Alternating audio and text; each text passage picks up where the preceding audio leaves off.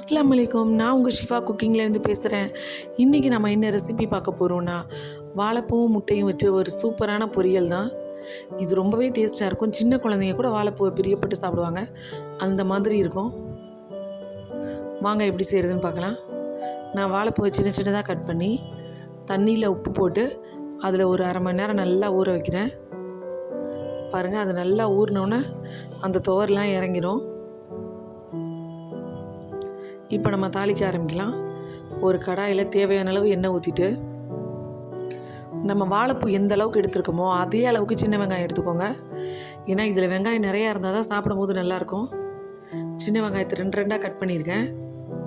இப்போ அது எண்ணெயில் கொஞ்சம் நல்லா வதங்கட்டும்.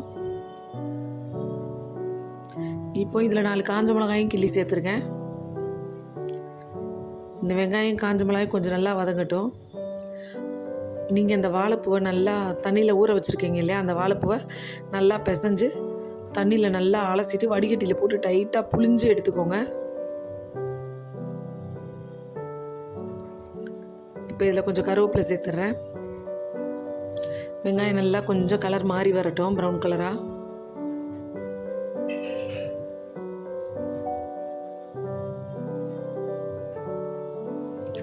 பாருங்கள், வெங்காயம் நல்லாவே கலர் மாறி வந்துருச்சு வதங்கி. இப்போ அந்த புளிஞ்சு வச்சுருக்க வாழைப்பூவை இது கூட சேர்த்துடுறேன். வாழைப்பூவை சேர்த்துட்டு நல்லா மிக்ஸ் பண்ணி விட்டுருங்க. நீங்கள் சேர்த்துட்டு உடனே மிக்ஸ் பண்ணி விட்டுருங்க, இல்லைனா மேலே இருக்கிற பூ கருப்பாயிரும். இப்போ இதில் கொஞ்சமாக மஞ்சத்தூள் சேர்த்துக்கிறேன். ஏன்னா இது எனக்கு கொஞ்சம் ஒயிட் கலராக இருந்தால் தான் நல்லாயிருக்கும். அதனால் சும்மா லேசான ஒரு மஞ்சத்தூள். உப்பு நீங்கள் ஏற்கனவே உப்பு போட்டு ஊற வச்சு பிசைஞ்சிருக்கிறனால உப்பை பார்த்து சேர்த்துக்கோங்க. கொஞ்சமாக சேர்த்துக்கோங்க. அப்புறம் பத்தலைனா இன்னும் கொஞ்சம் சேர்த்துக்கோங்க. கொஞ்சமாக உப்பு சேர்த்துக்கிறேன்.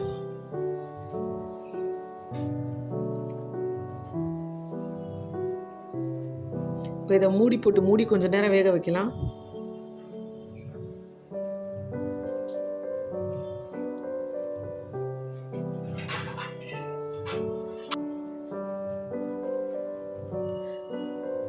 பாருங்கள், இப்போ ஓரளவுக்கு நல்லாவே வெந்துருச்சு. ஒரு கிண்டி விட்டுக்கோங்க.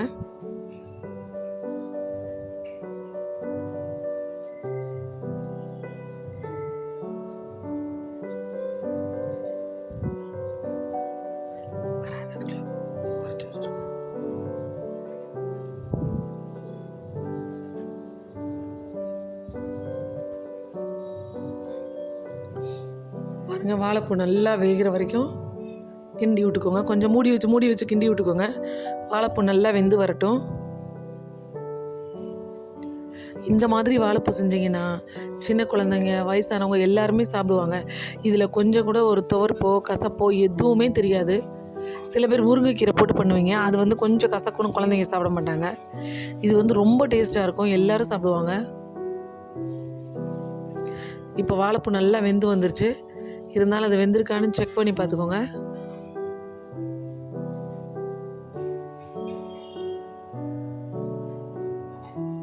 இப்போ நான் டேஸ்ட் பண்ணி பார்த்துக்கிறேன். வாழைப்பூ நல்லா சாஃப்டாக வெந்துருச்சு. இப்போ இதில் 2 முட்டையை அப்படியே முழுசாக அதில் சேர்த்துடுறேன். முட்டையை சேர்த்ததுக்கப்புறம் கருவை உடச்சி விட்டு ரொம்ப ஃபாஸ்ட்டாக கிண்டாமல் லைட்டாக அப்படி மிக்ஸ் பண்ணி மட்டும் விடுங்க.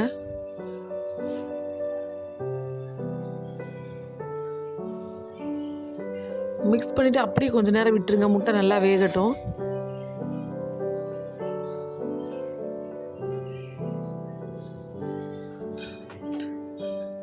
நான் எப்படி கிண்டேன்னு பார்த்தீங்களா, இந்த மாதிரி ஸ்லோவாக கொஞ்சம் பொறுமையாக வேக விட்டு நீங்கள் திருப்பி விடுங்க. பார்த்தீங்களா, கீழ்ப்பக்கம் நல்லா வேக விட்டு ஒரு திரும்ப நல்லா கீழ்ப்பக்கத்தை வேக விட்டு ஒரு திருப்புங்க. அவ்வளோதான், முட்டை நல்லா வெந்துருச்சு. இந்த டைமில் நம்ம அடுப்பை ஆஃப் பண்ணிடணும். அவ்வளோதான். இதுக்கு மேலே நீங்கள் வச்சு கிண்டிங்கன்னா அது முட்டை பொடி மாஸ் மாதிரி ஆயிரும். ஒரு சூப்பரான வாழைப்பூ முட்டை வறுவல் ரெடி ஆயிடுச்சு. நீங்களும் ட்ரை பண்ணி பாருங்கள். ட்ரை பண்ணி பார்த்துட்டு எப்படி இருந்துச்சுன்னு எனக்கு கமெண்டில் சொல்லுங்கள். சூப்பர். சப்ஸ்கிரைப் பண்ணுங்க.